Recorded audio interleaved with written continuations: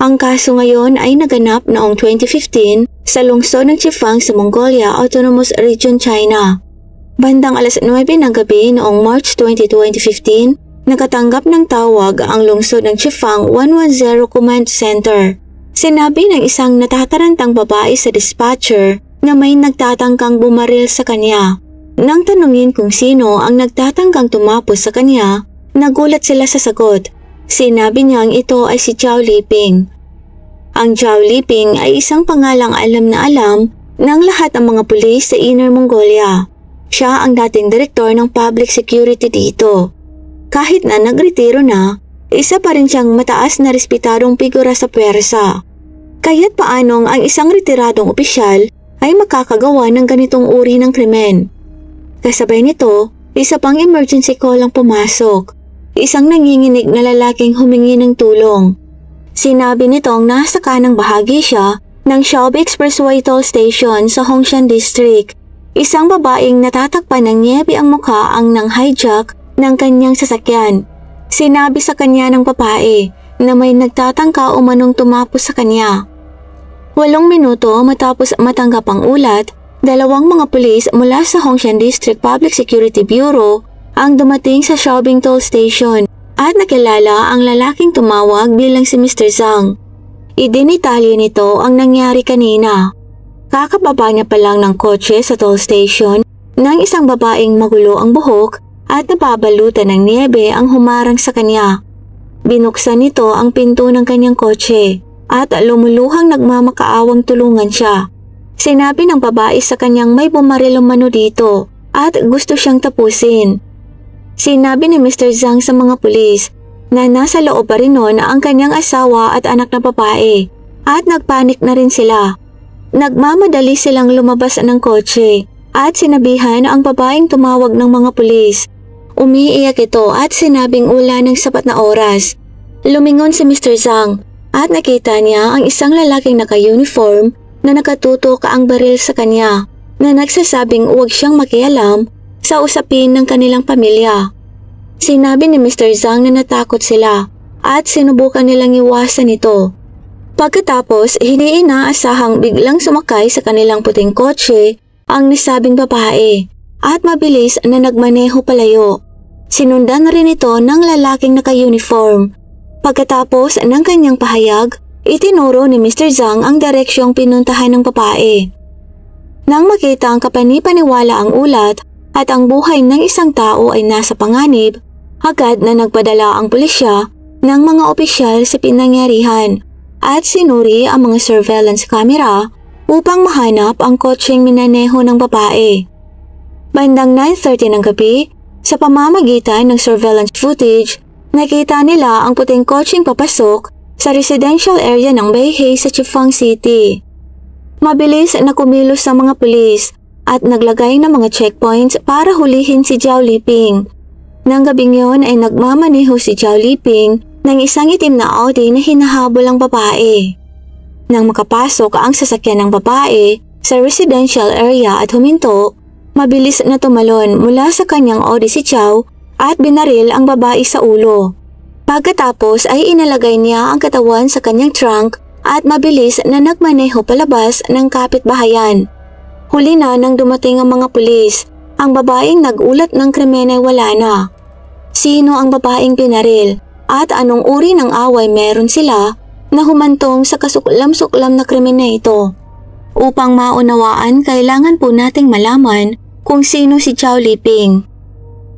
Si Zhao Liping, dating direktor ng Public Security ng Inner Mongolia Autonomous Region, ay isinilang noong 1951 sa Jianping County, Chaoyang City, Liaoning Province. Noong 1969, sa edad na 18 years old, ipinadala siya sa Doli Commune sa Jilin Province bilang bahagi ng Youth Volunteer Program. Nang sumunod na taon, siya ay naging isang manggagawa sa isang education printing factory sa Jilin, bahagi na ngayon ng Tongliao, Inner Mongolia. Mula July 1969 hanggang July 1979, inilagay siya sa payroll ng probinsya ng Jilin. Kung nagpatuloy siya sa landas na ito, maaaring namuhay ng tahimik si Zhao Liping.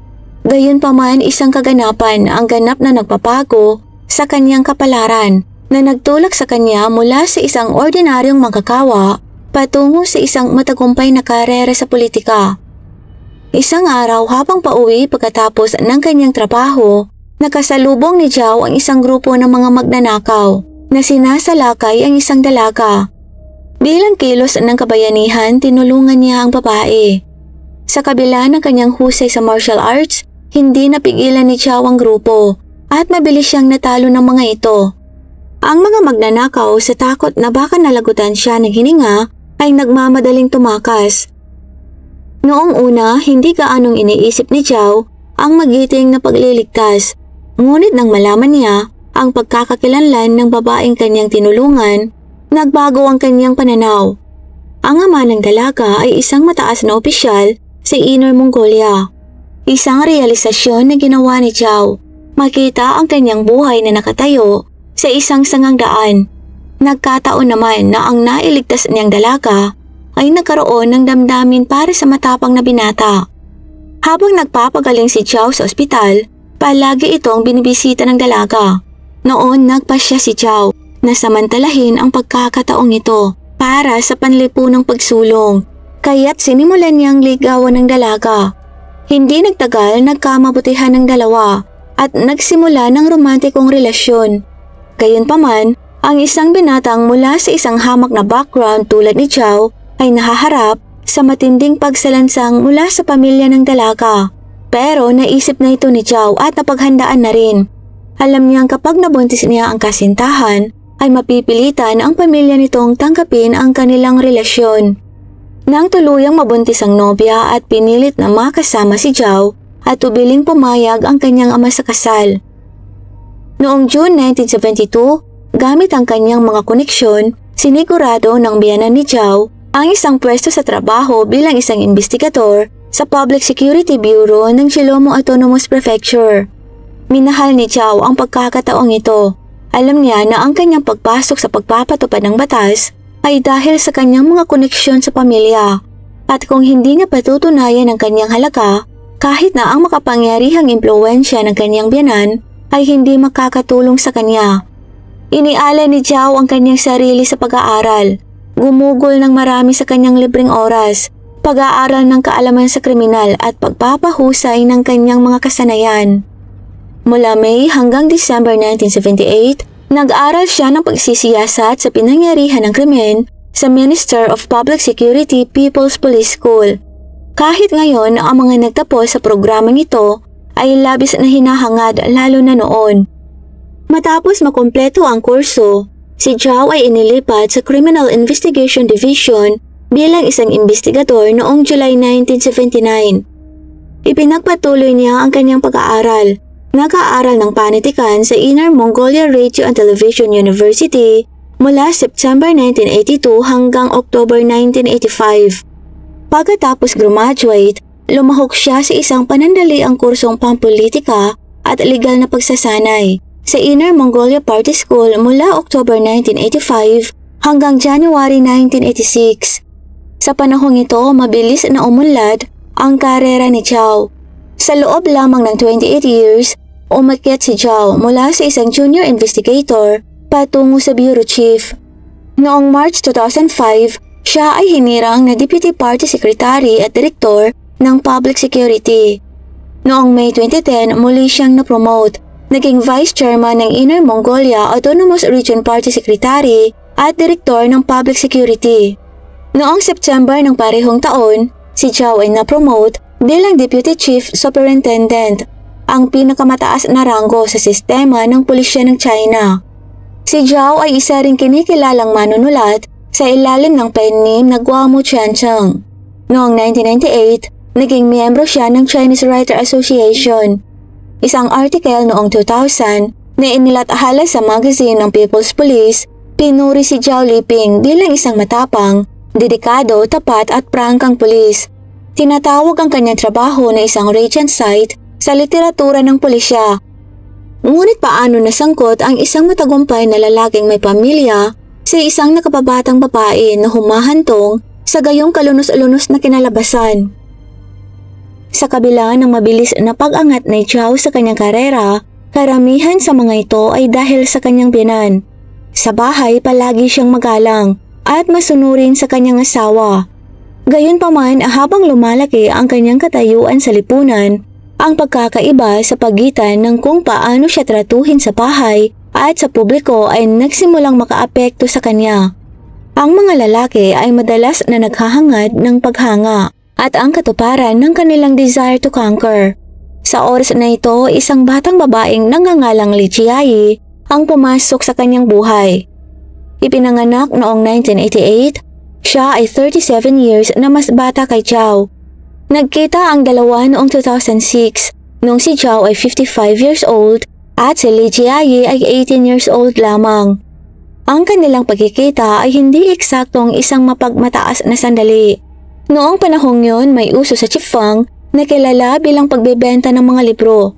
Hindi ito tungkol sa pagbebenta ng mga aktwal na libro, ngunit sa halip isa itong code para sa mga kababaihang nag-aalok ng kanilang mga sarili sa mga mayayamang lalaki. Ang ilang kabataang babae ay kukuha ng mga telephone numbers ng mga opisyal at negosyante na inaalok ang sarili sa kanila. Noong 2006, ang 18-year-old si Lee Chiayi na may limitadong edukasyon at isang katamtamang background ng pamilya ay naakit sa trend na ito sa paghahanap ng isang shortcut para sa isang mas mahusay na buhay. At ganoon nga nag-cross ang landas nila ni Chow Liping. Sa puntong ito, sa kabila ng mataas na katayuan ni Chow, sabik pa rin siyang patunayan ng kanyang sarili. Nang ang magandang 18-year-old na dalagang si Lee ay lumapit sa kanya, naramdaman ni Chow na parang nakahanap na siya ng bagong magpapabuhay sa kanya. Mabilis na lumago ang kanilang relasyon at naging magkasintahan. Ang mga pangangailangan sa pananalapi ni Lee at ang pagnanais ni Chow para sa paghanga ay lumikha ng isang komplikado, mabilis ang ngunit mapanganib na relasyon. Sa puntong ito, tumataas ang karera ni Chow at kasama ang isang magilyong batang kalakuyo sa kanyang tabi, pakiramdam ni Chow ay nabubuhay siya sa isang panaginip. Inispoil niya si Lee, malayang gumasta para sa dalaga at pagtupad sa halos lahat ng mga kahilingan nito. Ginamit pa ni Chow ang kanyang sariling pera para makapagbukas ng tindahan ng damit si Lee. Noong 2008, bumili si Lee ng bagong apartment sa Beihai neighborhood sa Chifang City. Nagkaroon ng mga kontrobersya na nakapalibot sa kung paano niya ito nagawang bayaran. Ang ilan ay nagsabi na si Chow ang nagbigay ng pondo, habang ang iba ay naniniwalang ito ay regalo sa kasal para sa nakababatang kapatid ni Lee, ngunit pansamantalang nakarehestro sa kanyang pangalan. Hanggang ngayon, hindi malinaw kung aling bersyon ng totoo. Ayon sa mga taga-nayon sa hometown ni Lee, hindi nila alam kung ano ang trabaho ng dalaga sa lungsod. Ngunit naalala nila ang isang taon nang umuwi itong may minamanihong isang itim na kotse na nagpatanto sa kanilang malaki ang perang kinikita ng dalaga. Sa kabila ng biglaang yaman ng dalagang ito, walang nakakaalam ng eksakto kung paano nakamit ni Lee ang ganoong uri ng pamumuhay. Ito ay walang alinlangang isang mataas na punto para kina Chow at Lee. Ang karera ni Chow ay nasa tuktok nito, habang si Lee ay nabubuhay sa material na karangyaan. Ang kanilang relasyon habang batay sa isang pagpapalitan ng mga benepisyo ay tila gumagana naman para sa kanila. Gayunpaman, ang magagandang panahon ay hindi tumagal. Noong November 2013, nagretiro si Chow Liping at ang marupok na balanse sa kanilang relasyon ni Lee ay nagsimulang masira. Hindi na nagawang mapanatili ni Chow ang parehong antas ng financial generosity. Nang mapansin na hindi na natutugunan ang kanyang mga pangangailangan, nagbago rin ang ugali ni Lee. Tumigil siya sa pagiging masunurin at minsan kinukutya pa siya nito. Labis nitong nasaktan ang pride ni Chow. Ang pagpaparamdam sa kanyang ang kanyang dignidad ay natatapakan na naman. Dahil dito, nagsimula siyang dumistansya kay Lee at binawasan ang bilang ng beses ng pagkikita nila. Nang makitang lumalayo si Chow na pagtanto ni Lee na malapit nang magwakas ang kanilang relasyon, ngunit dahil ayaw niyang lumayo ng walang dala, nagpasya siyang humanap ng paraan upang makakuha ng mas maraming pera mula sa kanilang relasyon. Sinimulan niyang akitin at suyuin si Chow pabalik sa kanyang tahanan. Kapag tumatawag si Zhao, sinasagot pa rin niya ito, gaya ng karaniwan niyang ginagawa.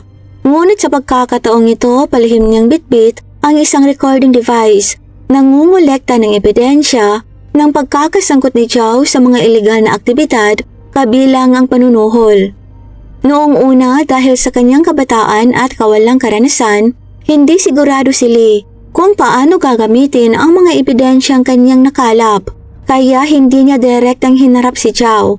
Lumala lamang ang sitwasyon nang matuklasan ni Lee na si Zhao ay may isa pang kalaguyo na ibinili nito ng bahay. Ang katotohanan nito ang nagpagalit kay Lee na nag-udyok sa kanyang kumprontahin si Zhao. Noong unang bahagi ng 2015, inimbitahan ni Lee si Zhao sa kanyang tahanan at pinarinig dito ang mga recordings na kanyang nakolekta. Habang nakikinig, pinagpawisan si Zhao at napagtantong nasa panganib siya. Sa pagtatapos ng 2014, kumalat na ang mga chismis sa loob ng Inner Mongolia Public Security Bureau tungkol sa isang nakabingbing investigasyon para kay Zhao. May mga ulat na siya ay pinaghigpitan sa pag-alis sa bansa dahil sa pagkakasangkot sa isang kaso ng panunuhol na nagkakahalaga ng 1.3 million yuan o mahigit 10.6 million pesos sa kasalukuyan. Sa mga alalahaning ito na nagpapabigat sa kanya, ang banta ng mga recordings na mailantad ay nagdagdag ng extra layer ng takot kay Zhao at inisip na hindi na talaga niya maiiwasan ang pagkakakulong. Napagtanto niyang nahaharap siya sa isang malubhang krisis na maaaring makasira sa kanyang karera at buhay. Ito ang huling dagok para kay Zhao at sa desperasyon, hinangad niyang patahimikin si Lee. Noong February 25, 2015, sumulat si Zhao kay Lee ng isang IOU sa halagang 3 million yuan o mahigit 24 million pesos sa kasalukuyan na nangangakong magbabayad siya bago ang March 8 na may 20% rate ng interest kung makalampas siya sa deadline. Gayunpaman ay hindi mahuhulaan ni Lee na sa karanasan ni Zhao, siya ay isang maliit na player lamang sa kanyang laro. Sa pagdaan ng maraming taon ng pagmamaniobra sa loob ng politikal na mundo, alam ni Zhao ang higit pang mga tricks kaysa sa naisip ni Lee. Walang balak si Zhao na bayaran si Lee, hindi dahil sa wala siyang pera, ngunit naniniwala si Zhao na kung magbibigay siya sa oras na ito, haharapin niya ang walang katapusang blackmail sa hinaharap. Kaya pagkatapos isulat ang IOU, hindi na muling binanggit ni Zhao ang pera. Mabilis na lumipas ang oras at malapit na ang deadline. Sinimulang kulitin ni Lee si Zhao para sa pera, patuloy na nagbabanta gamit ang mga recordings. Sa loob ng isang buwan nakagawa ng plano si Zhao. Sinabi niya kay Lee na ang kanyang mga superiors ay nagsasagawa ng matinding pagsisiyasat kaya hindi niya direktang mailipat ang pera sa account nito. Sa halip ay nangako siya kay Lee na ihahatid ng personal ang pera pagka March 20 o sa katapusan ng buwan. Si Lee nasabik na mapa sa kamay ang kanyang pera at nabulag sa pag-asa sa kayamanan ay hindi naghinala ng anuman. Sa maikling panahon na ito, gumawa si Zhao ng ilang biyahe mula sa Huhat hanggang Shifang upang mag-survey ng mga potensyal na lokasyon. Nakakuha rin siya ng 2 baril, gasolina, pala, palakol, lubid at iba pang mga materyales. Iniba pa ni Zhao ang kanyang itim na Audi sa pamamagitan ng hindi lamang paglalagay dito ng mga peking plaka, kundi pati na rin ang pagdekorasyon sa kotse ng mga sticker ng cartoon. Mula sa labas, walang sino man ang maghihinala na ito ay pag-aari ng isang 60-year-old na lalaki. Mas mukha kasi itong sasakyang pag-aari ng mas bata. Noong March 20, nagsuot ang uniforming pang-militar, sunglasses at sombrero si Zhao at nakipagkita kay Lee malapit sa bundok ng Danyuquan sa Xianxiang District sa tabi ng Provincial Road 205 sa Shifang City. Ang bundok ng Danyuquan ang lugar na pinili ni Zhao bilang huling hantungan ni Lee. Pagpasok ni Lee sa kotse, napansin niyang walang dalang pera si Zhao. Binantaan niya itong muli gamit ang mga file recordings. Sa sandaling yon, bumunot si Zhao ng isang baril at nagpaputok ng 3 beses, ngunit hindi niya natamaan si Lee. Sa takot, binuksan ni Lee ang pinto ng kotse at sinubukang tumakbo. Mabilis na dumukot si Zhao ng kutsilyo sa kanyang bulsa at sinaksak si Lee. Ngunit hindi malubha ang naging tama nito. Ito ang nagpasiklab sa kalooban ni Lee na mabuhay at patuloy siyang tumakbo. Bumaba naman si Zhao palabas ng kotse at hinabol si Lee. Matapos tumakbo ng halos 100 meters, naabutan ni Zhao si Lee. Sa puntong ito, nawalan na ng kontrol si Zhao na hinampas ang ulo ni Lee gamit ang hawakan ng kanyang baril nang mahigit 100 beses. Gayunpaman, ipinakita ng mga forensic results na ang bungo ni Lee ay mas makapal kaysa karaniwan, kaya hindi ito nalagutan ng hininga sa mga hampas ng baril. Sa paniniwalang nailigpit na si Lee, bumalik si Zhao para kunin ang kotse at binalak na kaladkarin ang katawan ni Lee palayo. Samantala, nagawa naman ni Lee na gumapang paakyat sa dalisdis patungo sa Provincial Road. Nang malaman ni Zhao ang nangyayari, sinundan siya nito. Gayunpaman, ang slope ay masyadong matarik para sa kotse, na nagpilit kay Zhao na dumaan sa mas mahabang rota. Sa panahon na ito, nakatayo si Lee sa gitna ng kalsada, sumisigaw ng tulong. Sa sandaling yon, huminto ang isang kotse, lulan ang isang pamilya.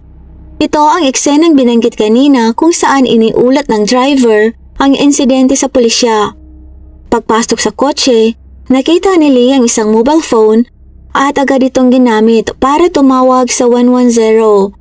Sa puntong ito, si Lee ay nasa ganoong estado ng gulat na hindi siya makapag-isip ng maayos. Ang kanyang survival instincts ay humantong sa kanya upang magmaneho sa isang lugar na sa tingin niya ay ligtas siya, sa bayhe sa kapitbahayan kung saan siya nakatira. Sa pagkakataong ito, nang maabutan siya ni Zhao, determinadong hindi bigyan ng isa pang pagkakataon si Lee na mabuhay. Huminto si Zhao sa harapan ni Lee at nagpaputok ng 2 beses. Si Lee Ji ay 26 years old lamang noong panahong yon, ay agad na binawian ng buhay. Pagkatapos ay pinasok ni Zhao ang katawan ni Lee sa trunk ng kanyang sasakyan at nagmaneho patungo sa bukid ng Danyuquan, ang lugar na kanyang pinili. Pagdating, binuhusan niya ng gasolina ang katawan ni Lee at sinunog ito. Bago bumaba sa bundok, itinapon ang mga sandata sa pagpatay sa kahabaan ng Provincial Road 205 at ibinaon ang 2 baril. Alam ni Zhao Liping na hindi siya makakatakas, ngunit marahil pinanghahawakan pa rin niya ang kaunting pag-asa. Nang gabing yun, malamang na hindi siya nakatulog. Ang mga pulis din ay nagtiis ng tensyonadong gabi. Pagkatapos ng isang gabi ng paghahanap, sa huli ay nakita nila ang nasunog na katawan ni Lee sa isang mababaw na hukay sa bukid ng Danyuquan. Sa madaling araw ng March 21, sinimulang halukugin ng mga otoridad na may hawak ng litrato ni Zhao ang bundok ng Danyuquan. Sa kahabaan ng Provincial Road 205, nakita nila ang handbag ng biktima, isang dugoang car seat, isang pala at isang palakol. Sa itaas ng bundok, nakakita sila ng 2 baril at 49 na bala na itinago ni Zhao sa ilalim ng isang bato. Sa kanilang paghahanap, natunto na rin nila ang mga galaw ni Zhao. May isang lalaking nagngangalang Yang na nakatira sa bukid na nagpapastol ng mga tupa. Para maiwasan ang pagnanakaw, naglagay si Yang ng ilang kamera sa paligid ng kanyang ari-arian. Salamat sa mga kamerang ito, hindi lamang nakuhanan si Zhao na naglalakad pabalik-balik na nagsusuri sa lugar, ngunit nalaman din ng mga pulis ang mga galaw nito pagkatapos ng krimen at kung saan niya sinunog ang katawan. Kasunod ng lead na ito, kalaunan ay naabutan ng pulisya si Zhao Liping sa Kishikitin County, 155 miles mula sa Shifang, maaga noong March 22. Nang harangin siya ng mga pulis, hindi lumaban si Zhao, pinatay niya ang sasakyan at agad na sumuko. Matapos siyang mahuli, tila tinanggap ni Zhao Liping ang kanyang kapalaran. Malinaw at maigsi niyang ginawa ang kanyang pag-amin. Ngunit tumanggi siyang ibunyag ang pinagmulan ng 2 baril. Kinabukasan, kinumpis ka rin ng mga pulis ang 71 pampasapog na ilegal na nakaimbak sa opisina ni Zhao. Tulad ng mga baril, tumanggi siyang ihayag kung saan nanggaling ang mga ito. Ang kaso ni Zhao Liping ay ikinagulat ng publiko. isang respetadong opisyal ng public security, naging kriminal. Ang pag-isisiyasat ay hindi huminto sa pagtapos ng tao, ngunit nagsiwalat din ng maraming iba pang isyong nauugnay kay Chow, kabilang ang panunuhol, ilegal na pangangalap ng pondo at pag-abuso sa kapangyarihan. Lahat ng mga kasong ito ay masusing inimbestigahan ng mga otoridad. Sa hatol nito, kinumpirma ng Supreme People's Court ang mabibigat na pagkakasala ni Chow Liping. Bukod pa rito, sa pagitan ng 2008 at 2010, habang naglilingkod bilang direktor ng Public Security Bureau ng Inner Mongolia, sinamantala ni Chow Liping ang kanyang posisyon upang tumanggap ng mga suhol mula sa iba't ibang kumpanya at mga indibidwal. Ang mga suhol na ito ay umabot sa 23.68 million yuan o mahigit 193 million pesos sa kasalukuyan. Noong March 23, sa isang paghahanap sa opisina ni Chow sa ikalawang palapag ng Police Training Center sa Inner Mongolia, natuklasan ng mga otoridad ang 71 illegal na nakaimbak na mga pampasabog sa isang safe. Ang Korte Suprema ng Bayan ay nagpasya na si Chow Liping ay labag sa batas na tumapos sa buhay ng isang tao. At bilang isang pampublikong opisyal, sinamantala niya rin ang kanyang posisyon para maghanap ng pansariling pakinabang, pagtanggap ng malalaking halaga ng mga iligal na pagbabayad na katumbas ng panunuhol. Higit pa rito, nilabag ni Chow ang mga regulasyon ng firearms, iligal na nagtataglay ng 2 baril at 49 na bala at iligal na pag-aari ng mga pampasabog. Ang pagtapos ng tao na ginawa ni Chow Liping ay partikular na karumal-dumal na nailalarawan sa pamamagitan ng matinding kalupitan at malaking pinsala sa lipunan. Malubha ang kanyang mga krimen at nararapat na parusahan ayon sa batas. Lahat ng mga krimeng ito ay nangangailangan ng komprehensibong legal na tugon. Sa wakas, noong umaga ng May 26, 2017, si Chow Liping ay hinatulan ng bitay, gaya ng iniutos ng Korte Suprema ng Bayan. Ang kaso ni Chow Liping ay hindi lamang isang personal na trahedya, ngunit isang mamahaling aral para sa lipunan. Inilantad nito ang madilim na panig sa likod ng kaakit-akit na kapangyarihan at pera at itinampok ang matinding kahihinatnan ng katiwalian at pagkabulok ng moralidad.